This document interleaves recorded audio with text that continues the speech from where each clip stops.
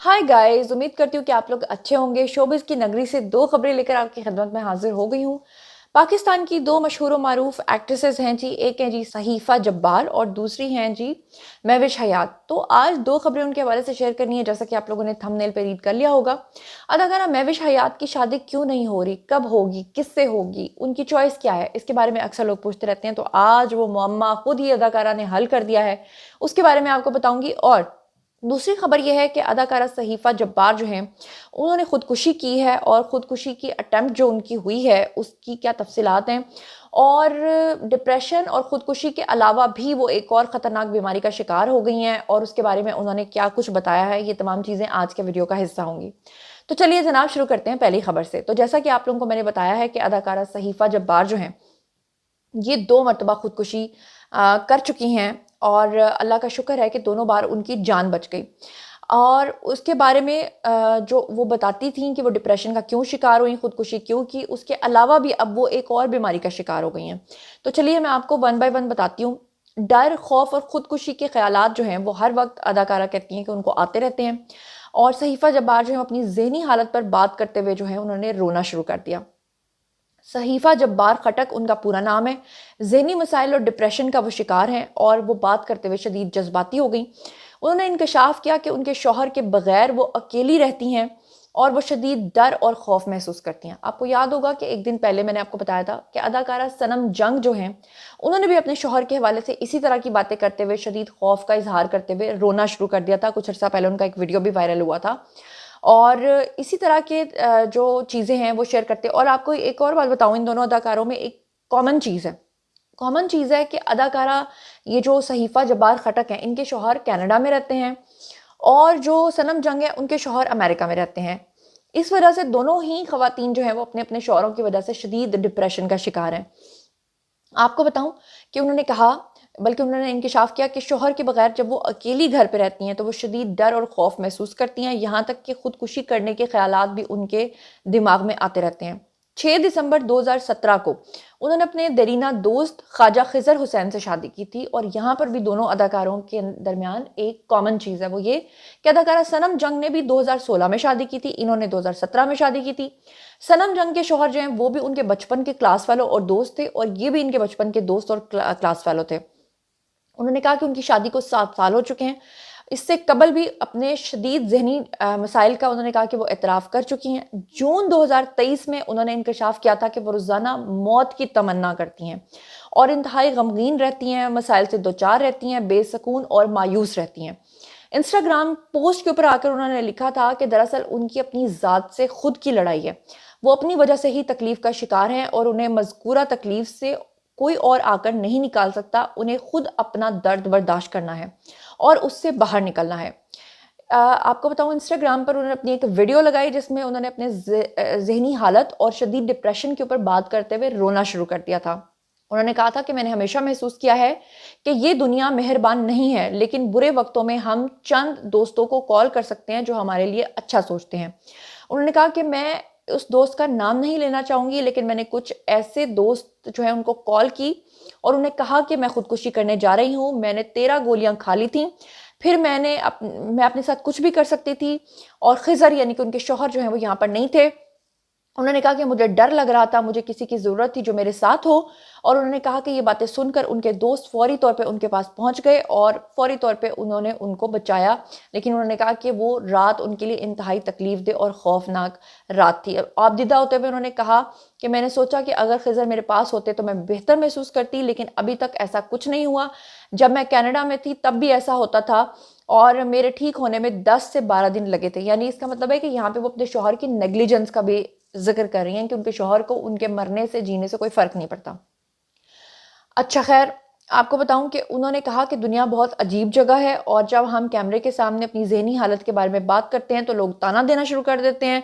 लोग तनकीद करते हैं कि अदाकारी कर रही हैं, तवज्जो हासिल करने का ये एक तरीका है।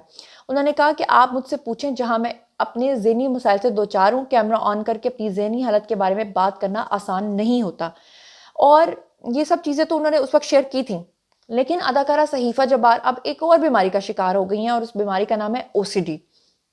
सहीफ़ा जब्बार ने انکشاف کیا کہ جہاں وہ ڈپریشن کا شکار ہیں وہیں وہ شدید اوبیسو کمپلیکسو ڈس آرڈر کا شکار ہیں جس کو OCD کہا جاتا ہے۔ انہوں نے کہا کہ اسی ڈس آرڈر کی وجہ سے جب ان کے گھر پہ مہمان آتے ہیں تو وہ ان کے ساتھ انتہائی سخت رویہ اپناتی ہیں۔ ان کا کہنا تھا کہ پاکستان جیسے سماج میں خواتین کی چھوٹی چھوٹی باتوں کو نوٹ کیا جاتا ہے، یہاں تک کہ بطور خاتون ان پر اعتراض کیا جاتا ہے۔ انہوں نے کہا کہ ان کے مطابق فیمنزم اور ملازمتیں کرنے والی خواتین جو ہیں وہ تو جسٹ ایک بہانہ ہے، عورتوں پر چھوٹی چھوٹی بات کے اوپر تنقید کیا جاتا ہے، یعنی عورتوں کو جج کیا جاتا ہے۔ انہوں نے مثال دی کہ ایک مرتبہ وہ کسی پروگرام میں شرکت کے لیے گئیں اور وہاں پر انہوں نے کسی اسلامک ٹاپک کے اوپر بات کرنا شروع کر دی، لیکن ان کے بازو کے اوپر ایک ٹیٹو تھا جو نظر آ رہا تھا اور لوگوں نے ان کے اوپر شدید تنقید کرنا شروع کر دی، اور لوگوں نے یہ کہنا شروع کر دیا کہ خود تو تم نے ٹیٹو بنایا ہوا ہے اور تم اسلام کے اوپر بات کر رہی ہو۔ تو میں آپ کو بتا دوں کہ یہاں پر صحیفہ آپ غلط ہیں، لوگ صحیح ہیں، وہ اس لیے کہ obviously جب آپ اسلام کے ٹاپک پہ بات کریں گے تو آپ کو پھر اس طرح سے ہونا بھی پڑے گا۔ ٹھیک ہے جی، آپ پوری طرح سے نہیں ہو سکتے۔ اس میں کچھ حد تک میں صحیفہ کو اس لیے بھی سپورٹ کرتی ہوں کہ obviously اسلام میں دیکھیں ٹیٹو حرام ہے، تو لوگوں نے اس پہ بات کی ہوگی، آپ کو اچھا نہیں لگا ہوگا، لیکن یہ بھی تو دیکھیں کہ اگر کوئی انسان گناہ میں مبتلا ہے یا کوئی ایک دو غلط حرکت کر رہا ہے اور پھر وہ اسلام کے اوپر بات کر رہے ہیں تو ایٹ لیسٹ آپ اسے بات کرنے دیں، لیکن ساتھ میں آپ اس کی اصلاح کر دیں، اسے بتا دیں کہ یہ چیز غلط ہے، آپ اس طرح نہ کریں۔ لیکن ہمارے لوگ جو ہیں وہ بلیک اینڈ وائٹ کے بیچ میں رہتے ہیں کہ یا تو پورا وہ جو ہے نا آپ کے سامنے ولی اللہ بن کے آ جائے، اس کے اندر کوئی کمی کوتاہی یا خرابی نہ ہو، اور دوسری طرف جو ہے وہ لوگ کہتے ہیں کہ جناب ذرا سی بھی بات ہو گئی تو ہم نے اس کو جج کرنا ہے۔ بہرحال صحیفہ جبار کے مطابق انہوں نے کہا کہ ان کے شوہر جو ہیں وہ کینیڈا میں رہتے ہیں اور وہ ان کے غم میں کمزور ہوتی چلی جا رہی ہیں۔ ایک اور سوال کے جواب میں انہوں نے اعتراف کیا کہ اب ان میں بچپن والی کوئی بھی اچھی عادتیں نہیں رہ گئیں، اور انہوں نے کہا کہ یہ جو OCD کی بیماری ہوتی ہے بیسیکلی اس میں کیا ہوتا ہے کہ انسان ایک عجیب سے ہیجان میں رہتا ہے ہر وقت، اور آپ نے اکثر ایسے لوگوں کو دیکھا ہوگا جو کسی سے ہاتھ بھی ملاتے ہیں تو بار بار ہاتھ دھونا شروع کر دیتے ہیں، عجیب عجیب سی حرکتیں کرنا شروع کر دیتے ہیں۔ انہوں نے کہا کہ اسی بیماری کی وجہ سے وہ انتہا درجے کی صفائی پسند ہو گئی ہیں، اس لیے جب ان کے گھر پہ مہمان آتے ہیں تو وہ ان کے ساتھ سخت رویہ اپناتی ہیں۔ ان کا کہنا تھا کہ اس بیماری کا شکار ہونے کی وجہ سے وہ ایکسٹرا صفائی پسند ہو گئی ہیں، جس کی وجہ سے انہوں نے اپنے گھر میں کوئی ملازم بھی نہیں رکھا ہوا، اور انہوں نے کہا کہ جب کوئی بڑی عمر کی خاتون یا کوئی بزرگ خاتون ان کے گھر پہ مہمان بن کے کیوں نہ آئیں تو وہ ان کو کہتی ہیں کہ اپنا کام خود کرو۔ مہمانوں کا کوئی کام وہ خود نہیں کرتی، یہاں تک کہ وہ اس چیز کو بھی برداشت نہیں کرتی کہ گلاس جہاں سے لیا تھا وہاں سے واپس اٹھا کے وہاں پہ کیوں نہیں رکھا، کچرا جو ہے یعنی مہمانوں کا جس طرح ہم خیال کرتے ہیں تو وہ کہتی ہیں کہ سارا کام خود ہی کر کے جاؤ اپنا، یعنی وہ گورا سسٹم جو ہے نا وہ پورا کر کے جاؤ۔ انہوں نے اعتراف کیا کہ ان کی مذکورہ عادت بہت ہی بری ہے لیکن وہ مجبور ہیں کیونکہ وہ ایسی بن چکی ہیں اور وہ شدید قسم کے OCD کا شکار ہیں۔ اور انہوں نے آپ کو بتاتی چلوں کہ یہ جو طبی بیماری ہے اس کی پیچیدگی میں مبتلا ہونے کی وجہ سے انسان کی زندگی جو ہے وہ ایک عجیب سا ہیجان کا شکار ہو جاتی ہے، انسان کی روزمرہ کی زندگی جو ہے وہ انتہائی دشوار ہو جاتی ہے، اور اس سے قبل صحیفہ جبار متعدد بار بتا چکی ہیں کہ وہ کس قدر بیماریوں کا شکار ہیں اور اپنی جان لینے کی بھی کوشش کر چکی ہیں۔ تو بہرحال یہ تو میں نے جناب آپ کو بتا دیا۔ اب بات کر لیتے ہیں مہوش حیات کے بارے میں کہ مہوش حیات جو ہیں کہ وہ کب شادی کریں گی، کس سے کریں گی، کیسے کریں گی، کون دلہا ہوگا۔ آپ کو بتاؤں کہ ماضی میں بھی وہ اپنی شادی کے حوالے سے ایک دو مرتبہ بات کر چکی ہیں۔ مہوش حیات نے کہا تھا کہ مردانہ وجاہت رکھنے والے دراز قد مرد سے وہ شادی کرنا چاہتی ہیں، جس کی وجہ سے جو اداکار ہیں ہمایوں سعید، انہوں نے کہا تھا کہ مہوش حیات کو شادی کے لیے شاید کوئی گورا چاہیے، اور پھر مہوش حیات جو ہیں جب بھی ان سے شادی کے بارے میں پوچھا جاتا تھا تو وہ ہمیشہ شادی کے ٹاپک کو جو ہے وہ ٹال دیا کرتی تھیں، بلکہ ایک دفعہ تو انہوں نے یہ بھی کہا تھا کہ شادی جو ہے وہ 30 سال تک کیے بغیر بھی انسان خوش رہ سکتا ہے، اور اس کے بعد لوگوں کو لگا تھا کہ مہوش حیات شاید کبھی شادی کرنا چاہتی ہی نہیں ہے۔ آپ کو بتاؤں کہ مہوش حیات نے اب ایک پروگرام میں شرکت کی ہے جہاں پر انہوں نے شادی کے ٹاپک پہ کھل کے بات کی ہے۔ انہوں نے کہا کہ پہلے ان کو خیال نہیں تھا لیکن اب تقریباً 2.5 سال سے وہ شادی کے بارے میں کافی سیریس ہو چکی ہیں، اور انہوں نے حال ہی میں ایک مارننگ شو میں شرکت کی جہاں پر انہوں نے شادی پہ جب کھل کے بات کی تو انہوں نے کہا کہ ان کے بہت سارے رشتے آتے ہیں، پہلے وہ صاف انکار کر دیتی تھیں اور کہتی تھی کہ ان کو شادی نہیں کرنی، لیکن اب ایسا نہیں ہے، اب وہ شادی کے لیے تیار ہو چکی ہیں، 2-2.5 سال سے شادی کا سوچ رہی ہیں۔ ان کا خیال ہے کہ اگر اچھا جیون ساتھی مل جائے تو ان کی شادی ہو سکتی ہے۔ اب اچھا جیون ساتھی کے لیے ان کو کیا کیا کوالٹیز چاہیے اس کے لیے بھی آپ کو بتا دوں۔ انہوں نے کہا کہ وہ گھریلو خیالات کی خاتون ہیں، جس سے میں بالکل ایگری نہیں کرتی، لیکن ان کے خیال میں انہوں نے کہا کہ شادی صرف 2 افراد نہیں بلکہ 2 خاندانوں کے درمیان ہوتی ہے، اور وہ بھی یہی بات ذہن نشین کر کے زندگی سے متعلق اپنا فیصلہ کریں گی۔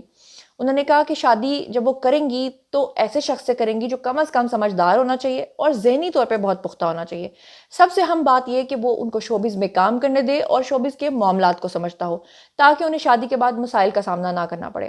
مہوش حیات نے اس عزم کا اعادہ بھی کیا اور عزم کا اظہار کیا کہ وہ شادی کے بعد بھی شوبز انڈسٹری میں کام کرتی رہیں گی، اس لیے ایسے شخص سے شادی کریں گی جو شوبز کو سمجھتا ہو اور بطور اداکارہ ان کے کردار کو بھی سمجھے.